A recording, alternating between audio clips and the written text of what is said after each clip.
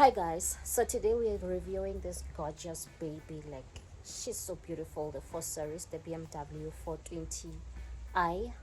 So we've had this car now for over 21 months, had it since September 2022, and I'll tell you the good, the bad, the ugly about this car, and this is the honest truth about this car.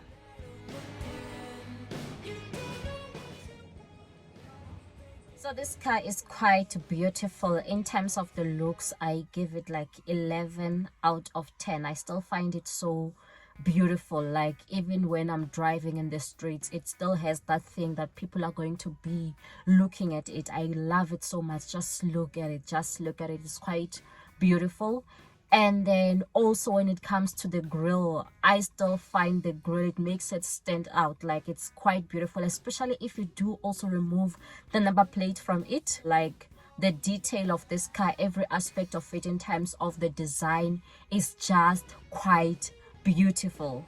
And then I still also just love this combination of the red leather seats with the black. It's just so beautiful. It creates that beautiful contrast. Although I find that this leather seat was not like the strong version, because some parts of it have already been worn out, but it's just so beautiful. And then also it's worth noting that I had the old generation of this car, which I had bought in 2016 but I decided to sell in 2019, which was also quite beautiful, but I feel like this one is even much more beautiful. Mine was like white in color.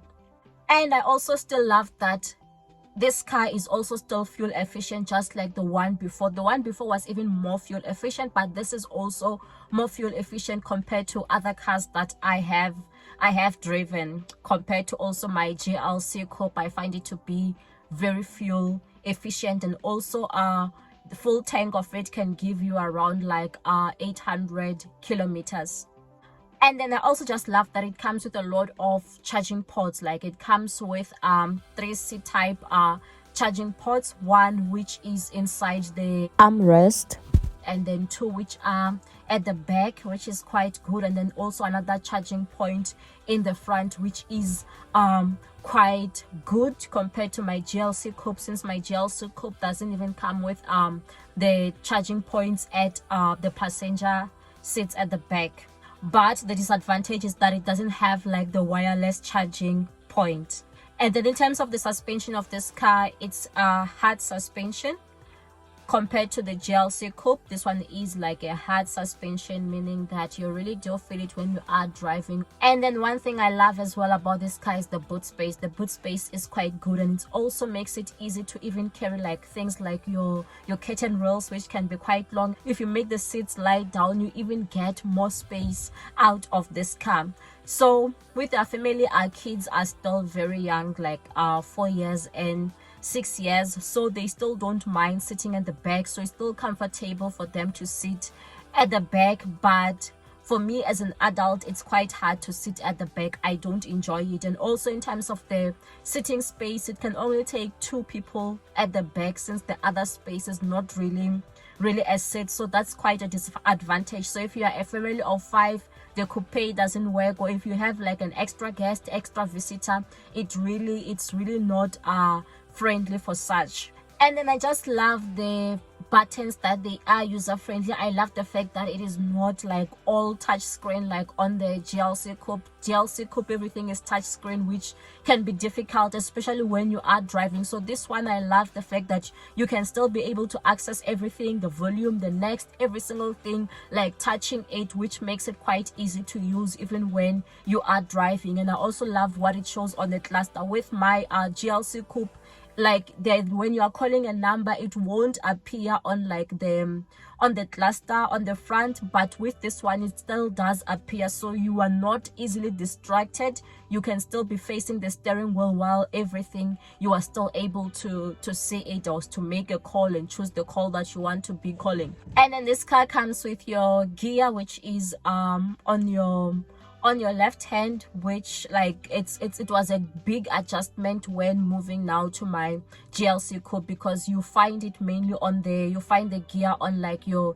indicator button. So, and then in terms of the performance is quite good. I love the performance, but comparing it to the older 4 Series 420i, I found that the other one, the older one, performed much better compared to this one, because that one came with like a Sport Plus. This one doesn't come with like a Sport Plus. And also I find that the takeoff on this car is not as aggressive. It takes a bit longer for takeoff, but once you've moved, it's quite fine. Like I do love the performance of this car, and so far this car hasn't given us like any issues. Like there's been no issues on this car. And then with the sound is the Harman Kardon, which is very powerful. The sound on this car is quite good. I love the sound. The kids even sometimes complain that the speaker is making noise at the back.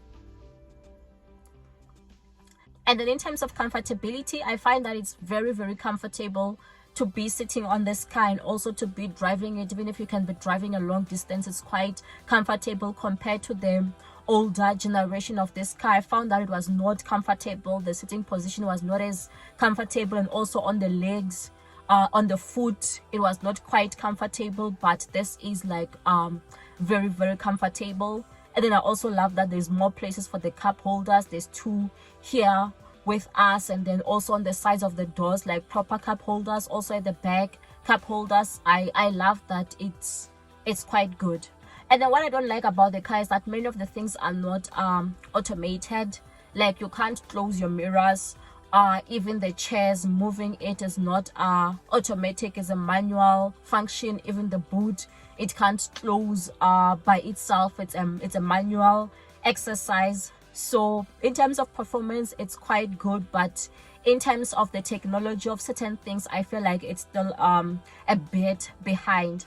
And then I also just love the sunroof. It does come with a sunroof. I like that.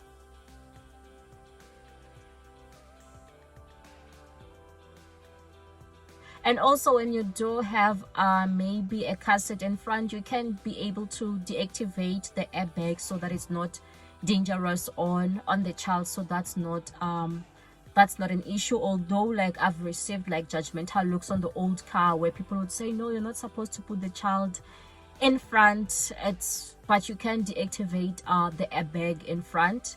And it's just also feels like so much of a hassle having to like always like push down the seat if you want to be able to go back, which I find that even in terms of cleaning this car, the cleaners of this car find it quite difficult. When you take it to the car wash, like maybe they don't do like a great job when it comes to cleaning at the back of the car, and the back of the car does get dirty as a result of the kids. And then in terms of financing this car, when my husband bought it, it was through a lease, meaning that the mileage is restricted.